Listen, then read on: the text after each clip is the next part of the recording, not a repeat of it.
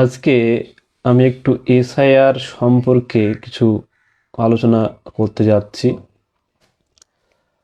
আপনারা সকলেই জেনেছেন যে বিগত দুটি সাপ্লিমেন্টারি লিস্ট বের হয়েছে। এছাড়াও গতকাল রাতে থার্ড সাপ্লিমেন্টারি লিস্ট দিয়েছে, যদিও সেখান থেকে তথ্য পাওয়া যাচ্ছে না, কোনো কিছু ডাউনলোড হচ্ছে না। ঘটনাচক্রে দেখা যাচ্ছে যে বিশেষ করে মুর্শিদাবাদ জেলাতে প্রচুর সংখ্যক নাম বাদ দিয়েছে। এই পরিস্থিতিতে করণীয় কি? আমরা জানি সুপ্রিম কোর্টের নির্দেশে মূলত এসআইআর এর যে আন্ডার অ্যাডজুডিকেশন ছিল তাদের নামের নিষ্পত্তি করছে হাইকোর্টের অবসরপ্রাপ্ত বিচারপতিরা এবং জেলা বিচারপতিরা। কিন্তু আমরা দেখেছি যে বুথে বুথে গণহারে নাম বাদ যাচ্ছে, মানে 50%ও থাকছে না নাম। এরা কিন্তু সকলে ম্যাপ ভোটার, এমন নয় যে ম্যাপ বা লিঙ্কেজ ভোটার নয়। এসআইআর এর শুরু থেকে প্রথমে আশঙ্কা করা হয়েছিল এসআইআর এর যারা সমস্যায় পড়তে যাচ্ছে, প্রথমত মুসলিম, সংখ্যালঘু এবং মতুয়ারা। কিন্তু বাস্তবে সেই ছবি দেখা যাচ্ছে। আমরা হয়তো ভেবেছিলাম যারা এ রাজ্যে ভূমিপুত্র, যাদের নাম 2002 সালে লিস্টে রয়েছে বা ম্যাপড ভোটার, তারা হয়তো বাদ যাবেন না, কিন্তু ঘটনাচক্রে তাদের নামটা আগে বাদ দেওয়া হচ্ছে। তো এই যে কঠিন পরিস্থিতি, ভয়াবহ পরিস্থিতি, যাদের নাম এসেছে তাদের কোনো সমস্যা হয়তো বুঝতে পারবেন না তারা। যাদের নাম আসেনি এই মুহূর্তে তারা কেমন দুশ্চিন্তায় রয়েছে সেটা যারা এসে বুঝবে। হয়তো আপনার আমার নাম এসেছে বলে আমাদের কোনো চিন্তা নেই, কিন্তু বিগত দুটি সাপ্লিমেন্টারি লিস্ট প্রকাশ পাওয়ার পর মুর্শিদাবাদ, মালদা, বিশেষ করে সংখ্যালঘু এলাকাগুলিতে মোটামুটি একটু সমস্যা, একটা চিন্তার কারণ হয়ে দাঁড়িয়েছে। আমরা একটা লিস্ট দেখাবো আপনাদেরকে। এই লিস্টটা হচ্ছে মুর্শিদাবাদ বিধানসভার কেন্দ্রে। তো এখানে আমরা দেখব যে কিভাবে একটা বিয়োজন করা হয়েছে। এটা মুর্শিদাবাদ বিধানসভা কেন্দ্রে আমরা যে একটু লক্ষ্য করি, তাহলে আমরা দেখব সব নামগুলি আর কি। আমি একটু জুম করে দেখার চেষ্টা করব, হয়তো লক্ষ্য করছেন পুরো এটাই হাবিব শেখ, সেলিম শেখ, মোহাম্মদ আলী শেখ, এরকম রয়েছে। তো আমি যদি এই লিস্টটা দেখার চেষ্টা করি তাহলে আমরা দেখব প্রায় 201 জনের নাম বাদ দেওয়া হয়েছে, আর কিছু সংখ্যক নাম তুলেছে। তাহলে কি এতগুলো ভোটার নামের গড়মিল বা নোটিশ, তার কি কোনো ডকুমেন্টস দেয়নি? ডকুমেন্টস দিয়েছিল, প্রোভাইড করেছিল, তা সত্ত্বেও তারা ভোটার লিস্টে ডিলিট হয়েছে।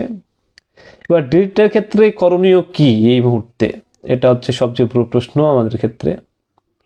তাহলে আমরা কি করব সেটা আমরা একটু দেখার চেষ্টা করি।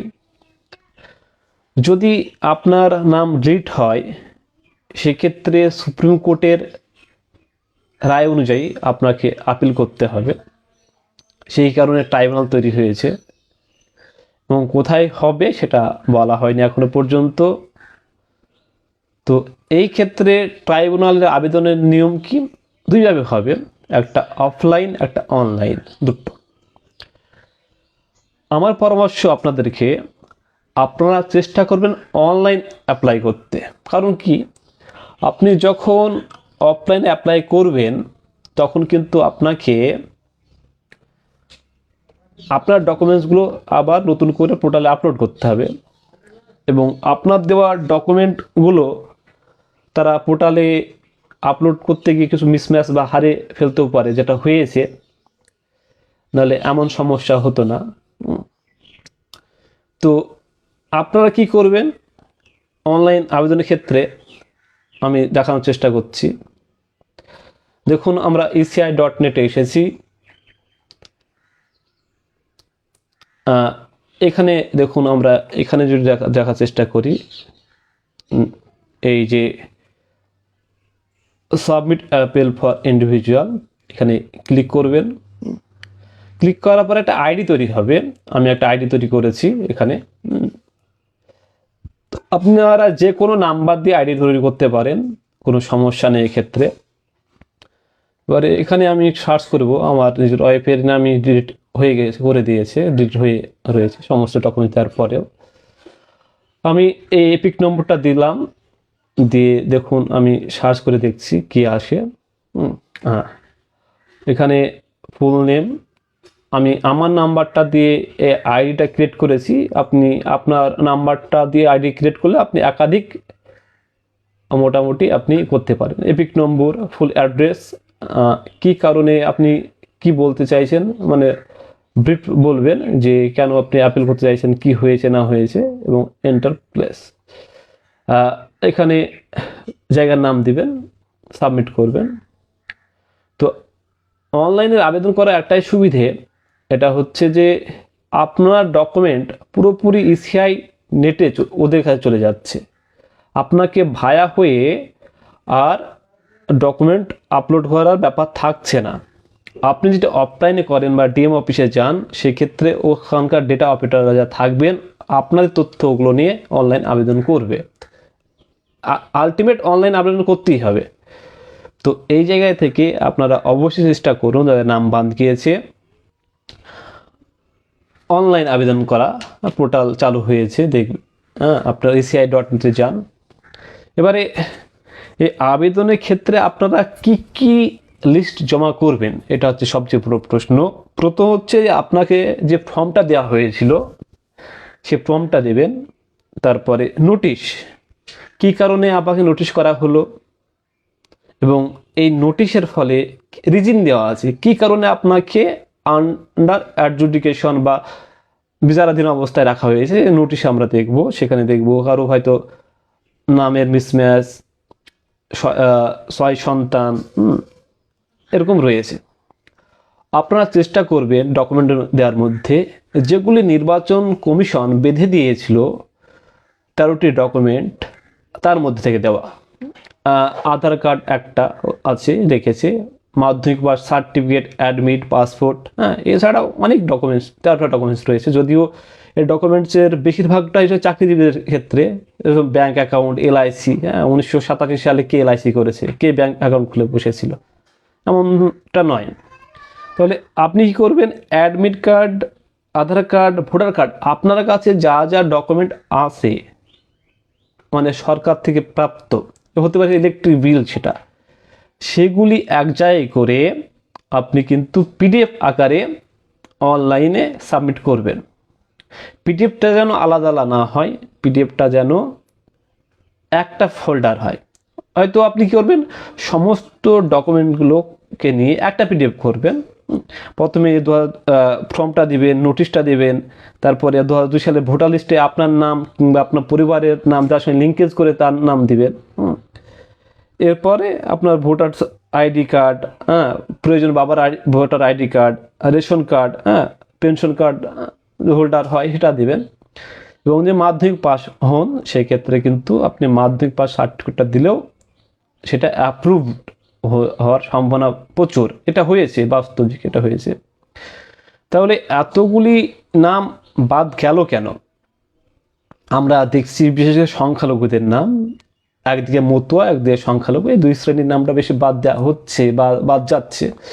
এই ক্ষেত্রে দুটো সমস্যা হতে পারে। যারা আপনাদের দেওয়া ডকুমেন্ট পোর্টালে আপলোড করেছে তারা ঠিকঠাক ডকুমেন্ট আপলোড করেনি, কিংবা কিছু ডকুমেন্ট হারিয়ে ফেলেছে, একটা দিক। আর দ্বিতীয়ত তো তাড়াহুড়োর কারণে হয়তো বিচারপতিরা এড়িয়ে যাচ্ছেন। আমার মনে হয় এটা সম্ভব নয়। বিচারপতিরা যথেষ্ট যোগ্য এবং তাদের দায়িত্বশীল। তো এমন কিছু বুথ আছে, আমার একটা বন্ধুর এলো, হ্যাঁ, কথা বলেছি তার সঙ্গে, তার বুথে মাত্র 5টা 6টা স্বজনের নাম বাদ গিয়েছে। আমাকে বলেছে যে নাকি 5জনকে ডকুমেন্ট চেয়ে ওরা সঠিক ডকুমেন্ট দিতে পারেনি। তো যে বিএলও বা ইআরওরা সঠিকভাবে কাজ করতো, আমার মনে হয় না এত নাম বাদ যেত। হ্যাঁ, সবটা কি হচ্ছে, সবটা অন্ধকারে অ্যাপসের মাধ্যমে হয় এখানে। আমরা দেখেছি মূলত যে কারণে এত সমস্যা, যে লজিক্যাল ডিসক্রিমিনেন্সি, সেই ব্যাপারটাই তো ইললজিক্যাল না। আমি ম্যাপ ভোটার, আমার নামে হয়তো এমন কয়েকটা রিপোর্ট পেলাম আমি, যে ভোটার কি হয়েছে, ভোটার আছে আপনার হয়তো কার জে আর জেড একই উচ্চারণ হয়, কেউ হয়তো জে জেড হয়েছে, সেখানে কিন্তু তাকে ছাড়েনি, নাম ডিলিট হয়েছে। এবং তারা 6-এর অধিক ভাই বা সন্তান, তাদের নাম ডিলিট হয়েছে, এমন রিপোর্ট আছে, দেখেছি আমি। পাসপোর্ট দেওয়া হয়েছিল, তা সত্ত্বেও তার নাম অ্যাড হয়নি। এই পরিস্থিতিতে আপনারা আতঙ্কিত হবেন না। এটা প্রসেস, আপনাকে প্রসেসে চলতে হবে, আতঙ্কিত হয়ে লাভ নেই। এবার বলি উকিলের কথা। মানে আমি যেটা দেখলাম অনলাইন ফরম্যাটে, উকিলের বিষয়টা এখনো নেই, উল্লেখ নেই। যদি উকিলের প্রয়োজন হয়, গ্রামের যারা নাম বাদ গিয়েছে, আপনার এক জায়গায় আসুন, একটা লয়ার ধরুন, যদি প্রয়োজন হয়। এখনও উকিলের প্রয়োজন হবে কি হবে না সেটা স্পষ্ট নয়, কিন্তু আমি যেটা বুঝলাম যে উকিলের অনলাইনে আবেদনের ক্ষেত্রে উকিলের প্রয়োজন নেই। এরপরে যদি আপনাদের মনে হয় উকিলের সঙ্গে পরামর্শ করবেন, অবশ্যই করবেন, কারণ এটা একটা সেন্সিটিভ বিষয়। কিন্তু যারা সত্যি 2002 সালের লিস্টের ভোটার, ম্যাপ ভোটার, তাদের হয়রানি হবে, কিন্তু নাম ঠিক উঠবে। কারণ আপনাদের সমস্ত ডকুমেন্ট আছে, মাধ্যমিক পাস সার্টিফিকেট, অ্যাডমিট, যারা পড়াশোনা করেছে তাদের। তো আতঙ্কিত হওয়ার মতো কিছু নেই, কিন্তু কষ্ট আছে, হয়রানি আছে, এটা আপনাকে মেনে নিতে হবে। তাছাড়া আপনি যাবেন কোথায়? এটা কিন্তু সুপ্রিম কোর্টের নির্দেশে এই পদ্ধতিটা বেছে নিয়েছে। আর এক কথা বলি, ফর্ম 6 আর অ্যাপিল 28 তারিখে রেজাল্ট বেরোনোর পর, ফাইনাল লিস্ট বেরোনোর পর, যাদের নাম বাতিল হয়েছিল বা ডিলিট হয়েছিল, তারাই শুধুমাত্র ফর্ম 6 ফিল আপ করবে। কিন্তু এই যে আন্ডার অ্যাডজুডিকেশনের মাধ্যমে বিচারাধীন অবস্থায় যাদের নাম বাদ গিয়েছে, তাদের জন্য ফর্ম 6 নয়, তাদের জন্য অ্যাপিল আছে। এই পদ্ধতি আপনার অবলম্বন করুন। আশা করা যায় একটা সুরা হবে, মনে হচ্ছে এদিকে এগোচ্ছে। ডিলিট হয়েছে, প্রচুর নাম ডিলিট হয়েছে, আমি দেখেছি কিছু কিছু বুথে পুরো নামই ডিলিট বর্জন করেছে, সংযোজন হয়নি। এগুলো চলতে থাকবে। আমরা যারা একটু শিক্ষিত বা এগুলো বুঝি, আমরা দায়িত্ব নিই, গ্রামের সাধারণ মানুষকে বোঝাই কিভাবে কি করলে সুবিধা হবে, যেন তারা সমস্যার সম্মুখীন হয়ে বা আতঙ্কে তারা আত্মহত্যার পথ বেছে না নেয়। তারপরে বিষয় হচ্ছে যে এসআইয়ের ফলে ডিটেনশন ক্যাম্পের কনসেপ্টটা আছে কি নেই, না, এসআইয়ের সঙ্গে ডিটেনশন ক্যাম্পের কোনো সম্পর্ক নেই। আমি এর আগেও বলেছি, আজকেও বলছি।